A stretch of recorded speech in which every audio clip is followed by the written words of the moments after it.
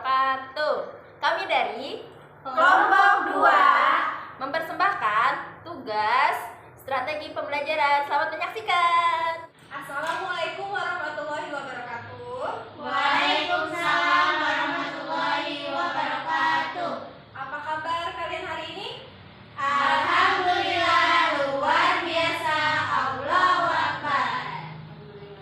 Nah, Ibu mau tanya siapa yang gak hadir hari ini? Hadir semua, Bu. Wah, hebat ya, semangat semua ya sekolahnya. Semangat. Harus. Nah, sebelum kita memulai pelajaran, alangkah baiknya kita berdoa dulu. Nah, Dwi, silakan mimpin doanya ya. Yang teman-teman, sebelum belajar, mari kita berdoa dengan kepercayaan masing-masing. Berdoa dimulai. Selesai. Nah, materi pembelajaran kita hari ini ada di tema 6, cita-cita. Nah, subtema 1, tujuan pembelajarannya. Yang pertama, siswa dapat mengidentifikasi hubungan karakteristik ruang dengan sumber daya alam yang ada di lingkungannya dengan benar. Yang kedua, siswa dapat mempresentasikan hubungan karakteristik ruang dengan sumber daya alam yang ada di lingkungannya dengan tepat. Untuk kegiatan berikutnya itu kita akan mempelajari tentang IPA, yaitu tentang sumber daya alam. Apa yang dimaksud dengan sumber daya alam? Siapa di sini yang tahu tentang sumber daya alam? Gak ada? Ada yang tahu? Tidak tahu. Nah, sumber daya alam. Sumber daya alam itu adalah segala sesuatu yang ada di alam. Segala sesuatu yang ada di Alam.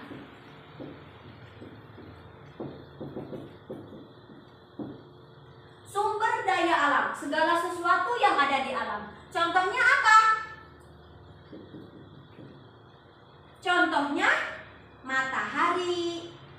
Terus kalau misalnya gunung. Gunung termasuk sumber daya alam enggak? Gunung termasuk sumber daya alam enggak? Iya. Ya, karena segala sesuatu yang ada di alam itu disebut dengan sumber daya alam. Nah, untuk kegiatan selanjutnya, Ibu akan membagi kelompok. Kelompok asal dan kelompok ahli. Tapi yang pertama, Ibu akan membagi kelompok asal terlebih dahulu. Kelompok asal.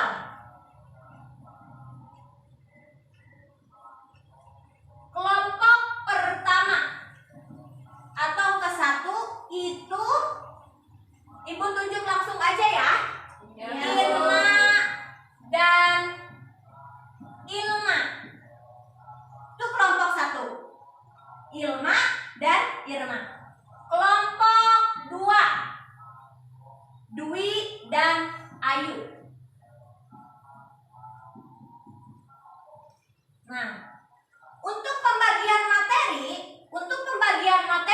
kelompok 1 kebagian tentang sumber daya alam yang dapat diperbaharui.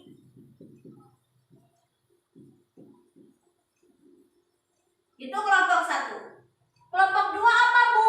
Kelompok 2 kebagian tentang sumber daya alam yang tidak dapat diperbaharui.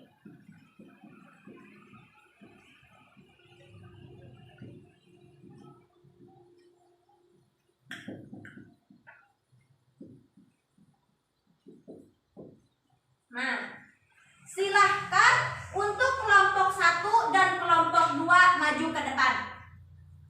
Di sini kelompok asal 1 dan kelompok asal 2. Kelompok 1 Irma dan Ilma. Kelompok 2 Dwi dan Ayu. Nah, sekarang Ibu akan membagi dari kelompok asal ini ke dalam kelompok ahli. Dari kelompok 1, kelompok ahlinya atau anggota ahlinya itu Irma. Silahkan Irma untuk memisahkan diri, duduk sebelah kiri.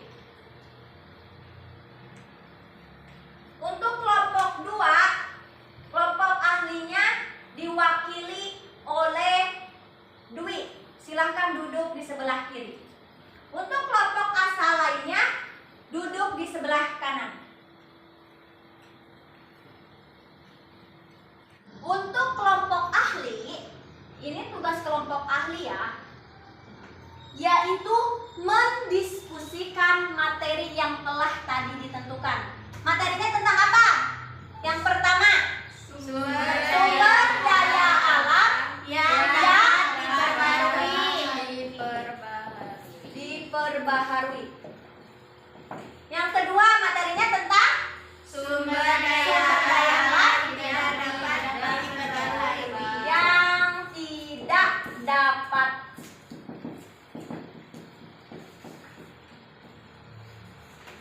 Nah, silakan untuk kelompok ahli mencari materi sebanyak-banyaknya tentang materi yang pertama dan materi yang kedua.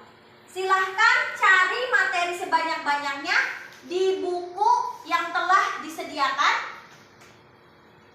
Setelah itu, silahkan untuk didiskusikan bersama kelompok ahli lainnya.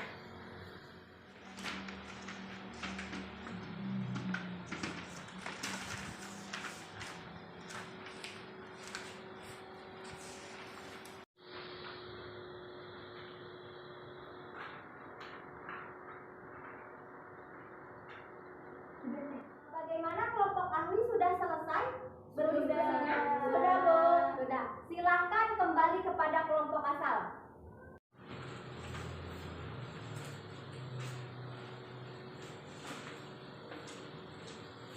Silakan untuk kelompok ahli mendiskusikan kembali atau menjelaskan kepada kelompok asalnya sesuai dengan materi yang telah tadi didiskusikan bersama kelompok ahli lainnya.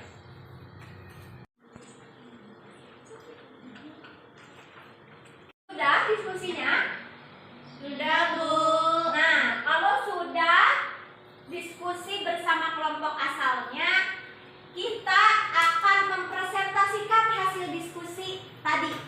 Silakan untuk kelompok pertama maju ke depan untuk mempresentasikan hasil diskusinya. Ayo silakan kelompok 1. Perhatikan kelompok 2. Kami dari kelompok 1, nama saya Irma Hidayati, Dan saya Ilma Apriliani. akan menjelaskan sumber daya alam yang dapat diperbaharui. Nah, sumber daya alam yang dapat diperbaharui yaitu sumber daya alam yang tidak terbatas dan jumlahnya banyak. Contohnya, Yaitu ada 3. Yang pertama ada matahari, terus yang kedua ada angin, dan yang ketiga ada air. Oke, untuk kelompok 1 bagus penjelasannya. Di mana ada yang ingin ditanyakan? Tidak, Bu. Betul, tidak ada yang ingin ditanyakan. Tidak. Oke, kalau nggak ada yang ingin ditanyakan, silakan kelompok 1 duduk. Nah, sumber daya alam yang tidak dapat diperbaharui. Silakan untuk kelompok 2 maju ke depan. Perhatikan ya, kelompok 1. Kami dari kelompok 2 akan menjelaskan tentang sumber daya alam yang tidak dapat diperbaharui. Perkenalkan, saya Dio Yudisi, saya Aidewi Angkani. Ya.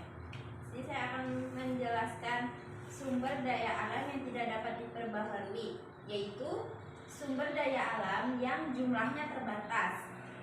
Sehingga sumber daya alam akan habis suatu saat dan sulit atau tidak mungkin dibuat kembali. Adapun contohnya yaitu gas alam, minyak bumi, dan batu bara. Untuk kelompok 2, apakah ada yang ingin ditanyakan dari kelompok 1? Tidak, Bu. Tidak. Oke, kalau nggak ada yang ingin ditanyakan, silakan kelompok 2 untuk duduk di tempatnya masing-masing. Tadi kan diskusi sudah selesai. Ibu di sini punya hadiah buat kalian. Silahkan diisi nomor 1 sampai 10 bersama kelompoknya.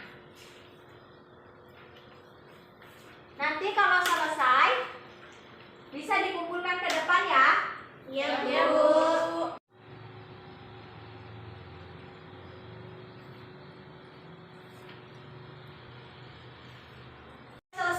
mengisinya? Sudah, Bu. Sok, silakan kumpulkan ke depan. Oke.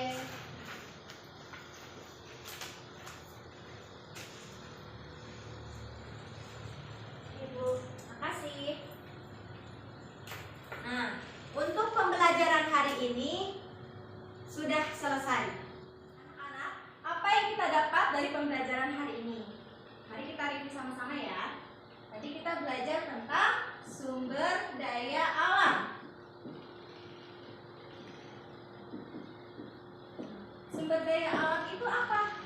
Segala sesuatu yang ada di alam. Contohnya apa? Matahari, gunung, matahari, air, angin, dan sebagainya ya. Nah, terus sumber daya alam dibagi menjadi dua. Ada sumber daya alam yang dapat diperbaharui. Dapat diperbaharui. Nah, yang dapat diperbaharui contohnya apa? Matahari. Matahari. Lalu air. Ya. Terus angin. Lalu yang tidak dapat diperbaharui apa? Batu bara. Contohnya apa? Dwi, tadi ayo. Batu Batu bara, Gas alam. batu bara, gas alam, Minyak bumi. minyak bumi. Semuanya? Sudah, Bu. Oke, pelajaran ini mari kita akhiri dengan mengucapkan Alhamdulillah. Amin. Nah, sekarang boleh dirapikan alat tulis dan bukunya, dimasukkan ke dalam tas. Dan setelah itu kita berdoa. Dwi, boleh memimpin doanya. Mari teman-teman, sebelum pulang kita berdoa dengan kepercayaannya masing-masing. Berdoa dimulai. Selesai. Sekian dari kami. Apabila ada kurang dan lebihnya mohon maaf. Wabillahi taufiq wal hidayah. Wassalamualaikum warahmatullahi wabarakatuh.